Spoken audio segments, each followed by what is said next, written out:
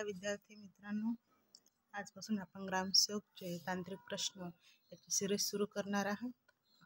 चला पहिला प्रश्न बघूया आपण. पहिला प्रश्न आहे, महाराष्ट्रातील बहुतांश काळ्या जमिनी या डॅश डॅश खडकापासून तयार झालेल्या आहेत. ऑप्शन आहे जांभा खडक, बेसाल्ट, शिस्त, ग्रॅनाइट. ऑप्शन आन्सर आहे बेसाल्ट. 2 number basalt.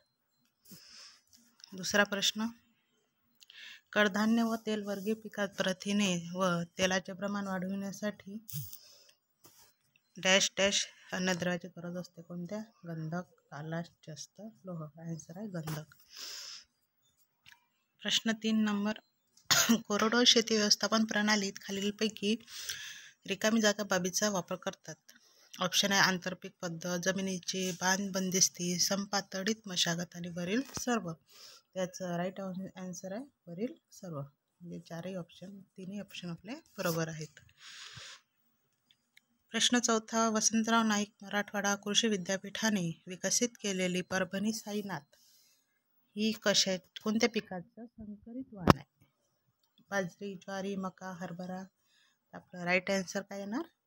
2 नंबर ज्वारी. 5 नंबरचा प्रश्न आहे, मूलस्थानी जलसंधारण करण्यासाठी डॅश डॅश या उपाययोजना आवश्यक आहेत. ऑप्शन आहे रुंद वरंबा व सरी पद्धतीचा अवलंब, उताराला आडवी पेरणी, उताराला आडवी जलसंधारण, सरिता काढणे आणि वरील सर्व. त्याचा आन्सर आहे वरील सर्व. 6वा प्रश्न, तुलनात्मक अभ्यास करण्यासाठी डॅश हे साहित्य अधिक उपयुक्त ठरते. ऑप्शन आहे नमुने, तक्ते व आलेख, प्रतिकृती व कृती प्रात्यक्षिक. याचा आन्सर काय येणार? तक्ते व आलेख. Option number 2. चला 7 नंबरचा प्रश्न, इसिनिया फेटिडा याबद्दल योग्य विधान डॅश डॅश हे आहे. ऑप्शन आहे गांडूळ खत निर्मितीसाठी सर्वोत्तम जात, जैविक कीड नियंत्रणास उपयुक्त, परभणी कीड की कोणतेही नाही. त्याचा आन्सर काय ते गांडूळ खत निर्मितीसाठी उपयुक्त म्हणजे सर्वोत्तम अशी जात इसिनिया फेटिडा. चला 8 नंबरचा प्रश्न, वसंतराव नाईक कृषी विद्यापीठाची स्थापना करण्यात आलेलं वर्ष. ऑप्शन आहे 18 मे 1974, 18 मे 1972, 2 जून 1972, 21 सप्टेंबर 1950. त्याचं राईट आन्सर आहे 18 मे 1972.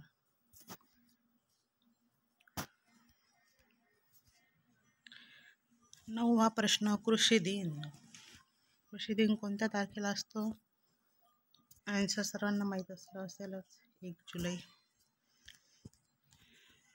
10 नंबरचा प्रश्न, बुरगुंडी मिश्रण तयार करण्यात हा घटक वापरले जातात. जिप्सम व पाणी. बुरगुंडी मिश्रण तयार करण्यात कोणते घटक वापरले जातात?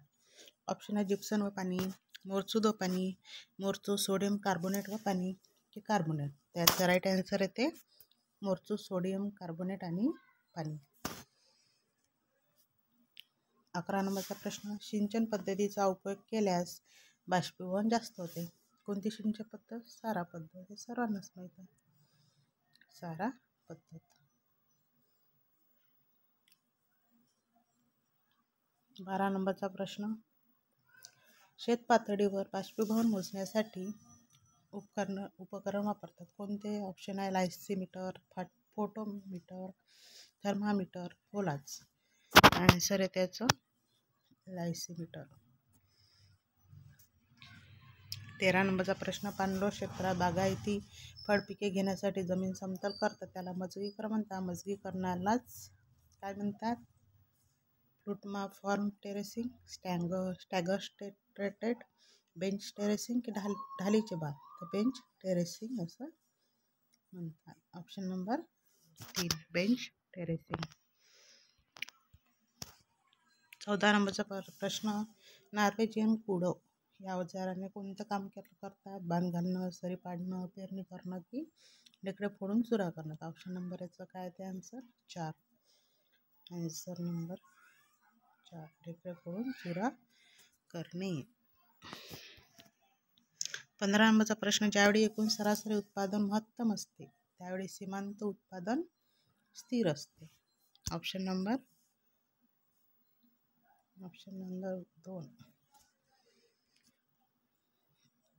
16 नंबरचा प्रश्न, एकाच जागी बनवलेल्या हिरवळीच्या खतामध्ये नत्राचे प्रमाण 0.3 ते 1.5%, 0.3 ते 2.4, 1.5 ते 2.0 आणि 2.2 ते 2.5. त्याचा आन्सर आहे 0.3 ते 2.4.